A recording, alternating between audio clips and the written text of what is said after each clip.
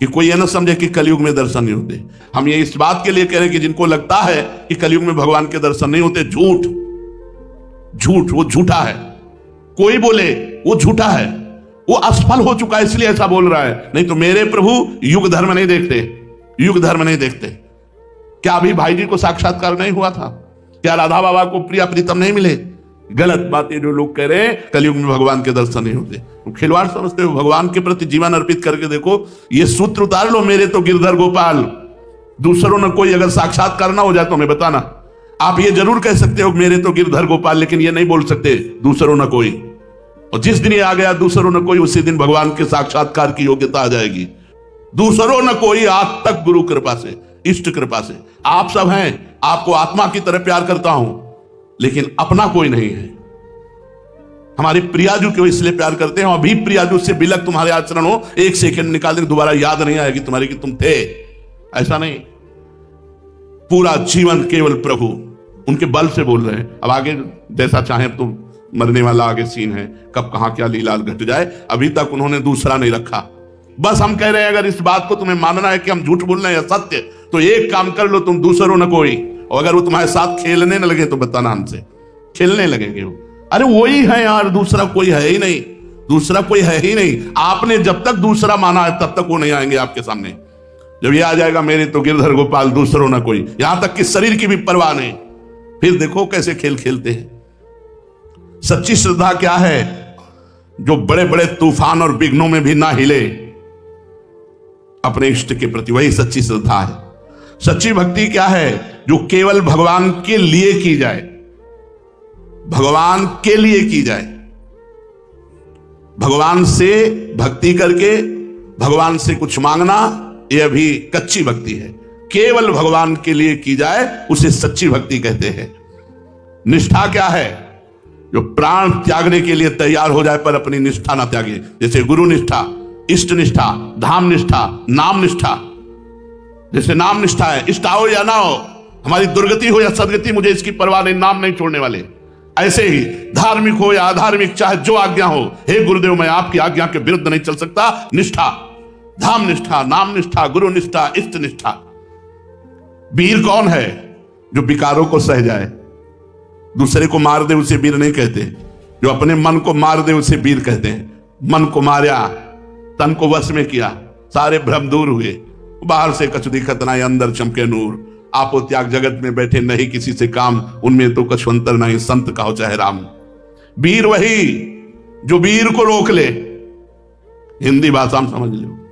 वीर वही जो वीर को रोक ले, वीर वही जो विकारों पर विजय प्राप्त कर ले, काम क्रोध लोभ मोह मद मत्सर, नहीं तो फिर वो वीर शब्द नहीं लगेगा। और हनुमान जी को वीर ही नहीं कहा गया, महावीर कहा गया। महावीर वही महावीर है जो भगवान के चिंतन में, भगवान की सेवा में अपने जीवन को अर्पित कर दिया। हनुमान जी का जीवन क्या है? भगवान की सेवा। राम काज कीन्हे बिनु मोहि कहां विश्राम। बड़े अद्भुत, वो भगवान ही है पर अद्भुत भक्ति, अद्भुत भक्ति। राम काज कीन्हे बिनु मोहि कहां विश्राम। भगवान की जरा भी अवहेलना बर्दाश्त नहीं, कोई भी हो।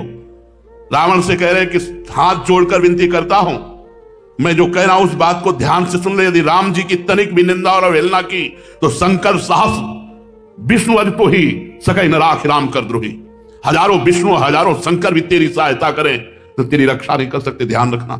सीता जी से कहते हैं कि अगर हमारे रघुनाथ जी ने आदेश दिया होता तो घूंसों से इसके 10 मुंह को कुचल करके, इसकी स्त्रियों को बंदी बनाकर और इसको साथ लेकर के और आपको पीठ में बैठाल करके अभी इसी क्षण राम जी के चरणों में डाल देता। वाल्मीकि रामायण में लिखा है। लेकिन मां, रघुनाथ जी का यश होगा, उन्होंने आज्ञा नहीं करी, इसलिए आप धैर्य पूर्वक रहिए। मैं अभी जाता हूं और सूचना देता हूं, प्रभु आएंगे और अब विजय प्राप्त करेंगे। महान सेवा, जो अपने जीवन को भगवान की सेवा और भगवान के जप में देकर सारे विकारों पर विजय प्राप्त कर लिया, वही वीर है, वही महावीर है। सच्ची शक्ति क्या है? प्रभु का भजन। शक्तिमान कौन है? जिसके पास खूब भजन है। सच्ची मुक्ति क्या है? प्रभु से प्रेम। जो प्रभु के प्रेम में मतवाला है उससे बड़ा, वो तो मोक्ष का भी त्यागी होता है। निरंतर नाम जप करो, आचरणों को पवित्र रखो, गंदे संग का त्याग करो, किसी की निंदा ना करो, किसी की निंदा ना सुनो, ऐसे अकेले असंग रहो तो ये भजन आपके ऊपर रंग लाएगा। यदि निंदा सुनोगे, निंदा करोगे तो फिर भजन रंग नहीं लाएगा। किसी से मतलब मत रखो, अपने मतलब रहो। असंगो हम पुरुषा, असंग जीवन व्यतीत करो, मौन रहो, अधिकतर भगवान का नाम जप करो, मौन सेवन करो, किसी से कोई संभाषण मत करो, ऐसे रहो जैसे प्याऊ में। अन्य है उसका जीवन जिसकी आंखों से अश्रुन भगवान के मिलन के लिए। रोते तो सब है, कोई परिवार के लिए रोता है, कोई धन के लिए रोता है, कोई अनुकूलता के लिए रोता है, कोई अपने दुख में रोता है, लेकिन कोई भगवान के लिए रोए वास्तविक, अंदर कोई दुख नहीं, कोई अन्य चिंतन नहीं, केवल भगवान का चिंतन और भगवान के लिए रोए। धन्य है उसके आंसू, वो आंसू जहां गिरेंगे उस भूमि को परम पावन कर देंगे। इसीलिए तो संतों का स्पर्श, संतों की जूठन, संतों की चरण रज जो भगवान के चिंतन में रहते हैं, उनका रोम रोम परम पवित्र है। भगवान के पाने के लिए उत्साह, उमंग, उत्कंठा, उल्लास, ये प्रतिपल, ये तभी हो सकता है जब भगवान का आश्रय लेकर भगवान का नाम जप किया जाता है। भगवान में जितना श्रद्धा, विश्वास, निश्चय, दृढ़ साम्राज्य भगवान का अपने हृदय में, वे भगवान का यहां साम्राज्य विराजमान है। अब मेरा मन बुद्धि मुझे भगवान से अलग नहीं कर सकता। उसका मन कल्याण में नियुक्त हो जाता है, मतलब मंगलकारी कार्यों में ही मन लगता है, अन्य कार्यों में नहीं। उसका मन उसके वश में नहीं रह जाता, वो भगवान में आसक्त हो जाता है। बड़ा सुंदर जीवन, जिसका मन भगवान में आसक्त हो गया, धन्य है जीवन। बार बार नाम जप कर रहा है, जैसे भूखा आदमी भोजन में टूट पड़े, ऐसे नाम जप में बार बार नाम जप कर रहा है। रोज नवीन आनंद, नवीन उत्साह, समुत्कंठा, नाम गाने सदा रुचि, रोज नवीन उत्कंठा सहित भगवान का नाम कीर्तन, नाम जप। भगवान उसके मित्र बन जाते हैं, सच्चे दोस्त भगवान है। प्रत्येक चेष्टा में वो देखता है कि भगवान का प्यार। दिन की तो बात जाने दो, कोई मिनट ऐसा नहीं जिस मिनट में यह अनुभव ना होता हो कि भगवान हमें कितना प्यार करते हैं। प्रतिपल वो अनुभव करता है भगवान का प्यार, भगवान का विधान केवल मंगलमय, चारों तरफ भगवान का विधान काम कर रहा है, भगवान की कृपा काम कर। वैसे हम तो नीच है, पर भगवान ने स्वीकार कर लिया, उन महान ने स्वीकार कर लिया, इसलिए चारों तरफ उसको अनुभव होता है मंगल में भगवान का विधान चल रहा है, मंगल में भगवान की कृपा संभाले हुए है। भगवान उसके मित्र हो जाते हैं। प्रत्येक चेष्टा वो भगवान की पहचानने लगता है, ये भगवान ने किया, ये भगवान ने किया। अब मुझे दृढ़ निश्चय हो गया, क्योंकि मेरा मन भगवान का अनुगमन कर रहा है, भगवान के पीछे पीछे चल रहा है। अब मेरे मन पे मेरा अधिकार नहीं रहा, भगवान का अधिकार हो गया। मैं पाप ताप से मुक्त हो रहा हूं, मेरे अंदर भगवत प्रेम ईश्वरित हो रहा है। ऐसा उस उपासक को अनुभव होता है, जो उपासक किसी से कोई मतलब नहीं रखता। संसार में ऐसा कोई नहीं है जिसमें कोई दोष न हो, भगवान या भगवत प्राप्त महात्मा, बस यही दो ही निर्दोष हैं, नहीं तो सब में गुण दोष भरा रहता है। जड़ चेतन गुण दोष में विश्व कीन करतार, संत हंस गुण गाहे पे परिहरि वार विकार। इसलिए उपासक को चाहिए कि किसी के दोष देखे ना और किसी के दोष सुने ना, अपनी गलती देखे, अपनी बुराई देखे। अगर भगवत प्राप्ति करना है तो इतना समझ लो, पूरा संसार गुण दोष से युक्त है। कोई ऐसा नहीं जो अपने को मानता है मैं निर्दोष हूं, उसमें यही सबसे बड़ा दोष है, जो अपने को निर्दोष मानता है। जो निर्दोष हो गए वो कह रहे हैं जो अपने अवगुण में कहूं तो बाढ़ई कथा पार नहीं लाऊं। जो निर्दोष भगवत स्वरूप हो गए वो कह रहे अपने दोषों की बात करूं तो कथा बढ़ जाएगी, भगवान की छूट जाएगी, दोषों की ही कथा बढ़ जाएगी। अपनी गलतियों को देखो और भगवान से बल प्राप्त करके उन गलतियों को सुधारने की चेष्टा करो। दूसरों को देखना, दूसरों के दोष देखना, दूसरों की गलतियां देखना, मतलब अपने को भगवान से विमुख कर लेना है। अपनी गलतियां हैं फिर भी भगवत प्राप्ति हो जाएगी, पर आप दूसरों की गलती देखने लगे तो फिर आपकी गलती की जांच हो जाएगी और आप भगवत विमुख हो जाएंगे। ऐसा कभी मत करना, आदेश कर रहे हैं, ऐसा कभी मत करना। ना तो दूसरों के सुधारने की धारणा करना और ना दूसरों में दोष देखना। सबको भगवान सुधार। आप क्या सुधार सकते हैं? अपने जीवन नहीं सुधार सकते, हम किसी को क्या सुधार सकते हैं? अगर कोई सुधर रहा है तो भगवान की कृपा से सुधर रहा है। तुम अपने सुधार की तरफ लगो, तुम्हारा सुधार हो गया तो जगत का एक अंग सुधर गया तो बहुत कुछ सुधर जाएगा। पहले तुम सुधरो, पहले तुम भगवत प्राप्ति करो, पहले तुम अपना कल्याण करो। यदि सबका सुधार चाहते हो तो किसी के दोष मत देखो, अपना सुधार कर लो, तो सबका सुधार क्या हो जाएगा? सब में भगवान दिखाई देंगे, फिर दोष दिखाई ही नहीं देगा। जो दूसरों के दोष देखा करते हैं, दूसरों के दोषों का वर्णन करते रहते हैं, वो साधक होते ही नहीं। भले साधक वेश में हो, प्रपंची हैं, वो खुद कभी सुधरेंगे नहीं, दूसरों को उपदेश देते रहते हैं। वो जगत को भी धोखा दे रहे हैं और अपने को भी धोखा दे रहे हैं। उत्तम से उत्तम शास्त्रीय सद्गुणों को ग्रहण करो, उत्तम से उत्तम सद्गुणों को ग्रहण करो। संसार का प्रत्येक प्राणी माया के द्वारा चलाया जा रहा है। त्रिगुण माया, सतोगुण, रजोगुण, तमोगुण, कभी तमोगुण, कभी सतोगुण, कभी रजोगुण। हमको ये नहीं देखना, हमको सब में भगवान देखना है। तात सुनो माया कृत गुण और दोष अनेक, गुण या उभय न देखी, न गुण देखना है न दोष देखना है, और देखी सो अविवेक, अगर देखता है तो अज्ञानी है। इतना सुंदर शुभ जीवन बनाने का अवसर मिला है, परंतु जो केवल बातें बनाते रहते हैं, भजन नहीं करते, वो ऐसा नहीं कर सकते। भजन करना अनिवार्य है। भजन करोगे तो आपकी गलतियां धीरे धीरे कम होती जाएंगी, विषय कीचड़ धुलता जाएगा, आप निर्मल होकर भगवान की प्राप्ति के योग्य हो जाएंगे। जैसे धन का लोभी चुपचाप धन कमाने में लगता है, वो व्याख्यान नहीं देता, वो चुपचाप केवल धन कमाने में लगा रहता है। ऐसे नाम जप करो चुपचाप, किसी की सुनो मत, किसी को सुनाओ मत, किसी से मतलब मत रखो। जब तक भगवान से गाढ़ संबंध ना हो जाए तब तक किसी से नहीं। किसी से संबंध करने का मतलब है अपने को अपनी स्थिति से गिराना। किसी से भी संबंध रखने का मतलब है अपने प्रभु से विमुख हो जाना, अपनी स्थिति से गिर जाना। इसलिए चुपचाप, जैसे एक कंजूस आदमी धन कमाता है और समेट के रख लेता है, वो गरीबी दिखाता है, ऐसे ही खूब नाम जप करो और समेट कर भगवान के चरणों में समर्पित करो। अभिमान मत करो कि मैं भक्त हूं, व्याख्यान मत दो, चुप रहो।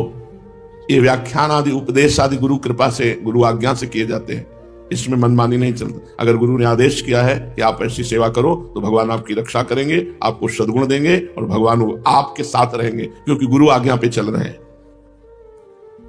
ये विचार छोड़ दो कि मैं किसी को सुधार सकता हूं। छल कपट ये तुम्हारे मित्र बन जाएंगे, तुम इनके नौकर बन जाओगे यदि सुधारने के चक्कर में चले। सहानुभूति, सम्मान, मधुर वचन ये तुम्हारे होने चाहिए। तुम एक अनंत की यात्रा के साधक हो, अनंत भगवान की यात्रा। तुम्हारे पास समय नहीं किसी को समझाने का, हर समय नाम जप करो। सुख चाहते हो, प्रेम चाहते हो, भगवान को चाहते हो, तो सब जो भी मिले सम्मान दो, प्रेम से वार्ता करो। संबंध किसी से नहीं, कोई भी। गली में मिल गए कोई तो राधे श्याम, आप कहां रहते हो, चलो आपकी कुटिया चलते हैं, ऐसी गलती मत करना। कोई भी हो, अपनी कुटिया में नहीं, वो हमारा भजन स्थल है।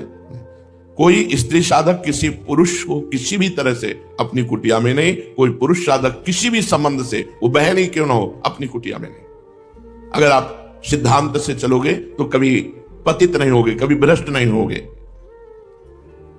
ईश्वर में विश्वास निराशा, असफलता, दुख, शोक, विषाद, अशांति, अवनति, दुर्गति, अवरोध, कलह, भय, बंधन, बीमारी, विनाश, इसका नाश कर देती है। इसमें और कोई साधन नहीं बताया। केवल भगवान पर विश्वास रखने से निराशा, असफलता, दुख, शोक, विषाद, अशांति, अवनति, दुर्गति, अवरोध, कलह, भय, बंधन, बीमारी, इनका विनाश हो जाता है। भगवान की केवल विश्वास पर मैं भगवान की शरण में हूं। आप सोचते होंगे ऐसा कैसे हो सकता है, लेकिन तुम्हारी कल्पना से नहीं, तुम्हारी कल्पना से नहीं, विश्वास करके देखो, ऐसा निश्चित हो जाएगा। यदि तुम विपरीत चिंतन करोगे, विपरीत वातावरण का सेवन करोगे, तो बुरा संयोग बनेगा और आपके अंदर ये सब आ जाएंगे। निराशा, असफलता, दुख, शोक। जो शास्त्र कह रहा है कभी किसी से संयोग मत करो, किसी भी तरह की मित्रता मत रखो, नहीं भयावना वातावरण पैदा हो जाएगा और परमार्थ में चलना मुश्किल हो जाएगा। अतएव यदि शुद्ध परिणाम चाहते हो, शुद्ध संकल्प करो, पवित्र संग करो, पवित्र आहार करो, तो तुम्हें साधन में सिद्धि, आनंद, आह्लाद, शांति, उन्नति, प्रेम, निर्भयता, मुक्ति, स्वस्थता ये प्राप्त हो जाएगी। शुद्ध संकल्प, भगवान के मार्ग में चलना है। जो शास्त्र विरुद्ध आचरण बिल्कुल नहीं, किसी से संपर्क नहीं, किसी से मिलना नहीं। जो लोग दिन रात संसार का चिंतन करते हैं उनको परिणाम में दुखी होना पड़ता है। जगत का स्वरूप है विनाशी, दुखालयम, अशाश्वतम माने नाशवान, विनाशी और दुख में। संसार के चिंतन का मतलब है दुख। स्वाभाविक तुम अशुभ गति को प्राप्त होगे संसार चिंतन करने से। इसलिए अपने चिंतन को संसार के चिंतन से हटाओ, भगवान का चिंतन। दूसरों को अवसर मिला कि नहीं मिला, आपको मिला है, बहुत कृपा भगवान की है। हर समय हमें याद रहना चाहिए मैं भगवान का कृपा पात्र हूं। मुझे संत समागम मिला, वृंदावन धाम मिला, भगवान नाम गुरु मंत्र मिला, बहुत बढ़िया अवसर है। भगवान ने बहुत बढ़िया समय दिया है। यदि इधर उधर किसी से संपर्क न रखो, अपनी सेवा करते हुए भगवत चिंतन, एकांत में पड़े पड़े भगवत चिंतन, बहुत बढ़िया जीवन हो जाएगा। जब जागे तो प्रिया भजे, नहीं सोवे पांव पसार। संतों ने कहा जब जगे तो राधा राधा राधा राधा पढ़े हैं, किशोरी जी के आश्रय से पढ़े। गलत आचरण नहीं, भगवत प्राप्ति के लिए पसीना नहीं छुआना पड़ता, सही बात समझ लो। बस संबंध न रहे किसी से, ये बात जीवन में, संबंध किसी से न रहे तो आपके भाव बढ़ते चले जाएंगे। कनेक्शन होता है संबंध से, व्यक्ति का चिंतन होता है, वस्तु का चिंतन हो, ये नहीं होना चाहिए। ये जगत का चिंतन दुखालयम अशाश्वतम, दुख देने वाला और नाशवान, विनाश, तो आपका परिणाम विनाशी होगा, आप दुखी हो जाएंगे। भगवान का चिंतन, भगवान अविनाशी और सुख समुद्र, आनंद समुद्र। याद रखो, सारे सुखों का आधार, मूल केवल भगवत चिंतन है। सारे सुखों का आधार, सारे सुखों का मूल भगवान का सुमिरन है। नाम जप करो, मंत्र जप करो, भगवान के पद गाओ, लीला गाओ, बहुत आनंद है। अपने को तो इतना बढ़िया अवसर मिला है, श्रीमद चतुरासी जी आनंद समुद्र है। आनंद समुद्र को छोड़ करके आनंद बिंदुओं के बिंदु, सीकर कहते हैं एक बूंद को ऐसे पटको तो उसमें जो सैकड़ों विभाग होते हैं, वो एक विभाग को सीकर कहते हैं। एक आनंद समुद्र के एक बूंद के एक सीकर से पूरे त्रिभुवन में सुख फैला हुआ है। जो आनंद सिंधु सुख राशि, सीकर तय त्रैलोक सुपासी। पूरे त्रिभुवन में जितना सुख है, आनंद समुद्र भगवान के एक बूंद को ऐसे ऐसे करने से, जो सैकड़ों विभाग होते हैं उस बूंद के, उस एक कण को सीकर कहते हैं। एक कण के सुख में पूरा त्रिभुवन बसा हुआ है। सोचो भगवान कैसे आनंद सिंधु है। इसलिए हम त्रिभुवन का चिंतन न करके त्रिभुवनपति भगवान का चिंतन, जिसका चिंतन और विश्वास ये दो चल रहा है, दृढ़ विश्वास भगवान में और नाम जप, मंत्र जप, समझ लो उसने दुनिया को जीत लिया, उसने संसार को जीत लिया। क्योंकि सब कुछ ईश्वर ही है और आपका ईश्वर का चिंतन चल रहा है, दृढ़ विश्वास ईश्वर पर, अब आपको कोई परास्त नहीं कर सकता। ऐसे भगवत सेवक में सारे सद्गुण, सारे सद्विचार, सारे सत्य संकल्प अपने आप उदय होने लगते हैं। उसके चित्त में कभी अशुभ का, असत का उदय ही नहीं होता है। सर्वथा सर्वदा नित्य नवीन नवीन उमंगे। ऐसी शोभा है निकुंज की, वाणी की सामर्थ्य नहीं है, हृदय विकल हो जाता है। ऐसी विकलता आने लगती, लगता है प्राण निकल जाएंगे। केवल वृंदावन की कुंज शोभा, उनमें विहरण करने वाले प्रिया प्रीतम की तो बात ही क्या है। वैसी शोभा प्रकट होती भाव में, एकदम बस ऐसे ऐसे हाथ होते हुए एकदम बस विकलता होती है। हा वृंदावन, हा वृंदावन, प्रिया प्रीतम तो बात ही अलग। कोटि कोटि रचना जो रोम रोम प्रति होए, प्यारी जो के रूप को न प्रमाण, जहां झनक भनक करती हुई सखियों के बीच में जुगल जोरी। अवसर मिला है। जो प्रिया प्रीतम का सेवक है, सारे सद्गुण, सारे सद्विचार, सारे सत्संकल्प उसके हृदय में अपने आप आ जाते हैं। उसके चित्त में कभी अशुभ का उदय नहीं होता, असत का उदय ही नहीं होता। वो सर्वथा सर्वदा नित्य नवम नवम आनंद उमंग में समय व्यतीत करता है। बैठा है, कोई पद चल रहा है, कोई लीला चल रही है, वृंदावन की कोई शोभा चल रही है, देखो तो। पर यह देखने के लिए जीवन समर्पित करना पड़ेगा। निरंतर नाम जप, निरंतर मंत्र जप। वाणी जी चतुरासी जी कभी मानसिक पूरी की है? चतुरासी जी मानसिक पूरी जो प्यारो करे से हुआ, और आज वह देखिए थे प्यारी यहां तक पूरा मन से, पूरी चतुरासी जी मन से करो। एक चतुरासी जी का पाठ मन से करके देखो, कंठस्थ पहले करो फिर मन से करो, वाणी जी नहीं, पूरा। और हर पद में जय जय को 2 बार कहो। जय जय श्री हरिवंश हंस हंसिनी सांवल गौर, कहो कौन करे जल तरंग न्यारे। जय जय। अब मन तुम्हारा पकड़ेगा कि ये पहला पद पूरा हुआ, नहीं तो 5-5 10-10 पद पूरे हो जाएंगे, आप पकड़ ही नहीं पाओगे। आपका पद सही चल रहा है लेकिन 5 पद निकल गए और मन ने नहीं पकड़ा। तो मन को पकड़ाने के लिए बहुत आराम से और हर पद की समाप्ति वो 2 बार लाइन करो, तब अगले पद में चलो। तो देखो, आप देखो, एक बार करके तो देखो। मानसिक लीला में प्रवेश पाने के लिए चतुरासी जी को कंठस्थ करना अनिवार्य है और मानसिक चतुरासी जी का पाठ आवश्यक है।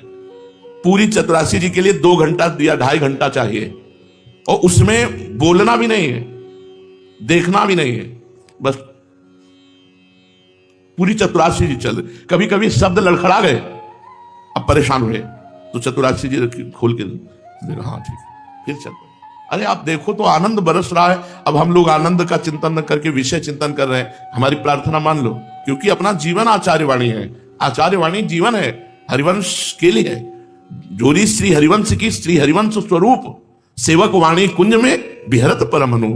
ये वाणी रूपी कुंज में ये हरिवंश जोरी विलस रही है चतुरासी जी के रूप में। चतुरासी जी का गायन का मतलब है निकुंज में स्थिति, छुट्टी 84 भ्रमंत। एक बार 84 जी का पाठ रोज जो करता है वो 84 लाख योनियों में नहीं जाएगा, उसके अंदर प्रेम लक्षणा भक्ति होगी और वो इन्हीं नयनों से प्रिया प्रीतम को देखेगा और शरीर पूरा होते होते सहचरी भाव से निकुंज में जाएगा। छुट्टी 84 भ्रमंते निर्खय जुगल किशोर, निर्खय जुगल किशोर भोर अरु रैन न जाने, पिए रूप रस मत भयो कछु मन नाने, प्रेम लक्षणा भक्ति होए ही आनंदकारी और वृंदावन वास सखी सुख के अधिकारी। कुंज महल की टहल सुख दंपति संपत्ति पाई है, जैसी रूप लाल हित प्रीति सो जो 84 गाई है। चतुरासी जी निज मंत्री और श्री जी की सेवा, यही हमारा जीवन है। हमें जो प्रिया प्रीतम का मार्ग मिला है, हमारे मार्ग में श्रीमद चतुरासी जी देखो सेवा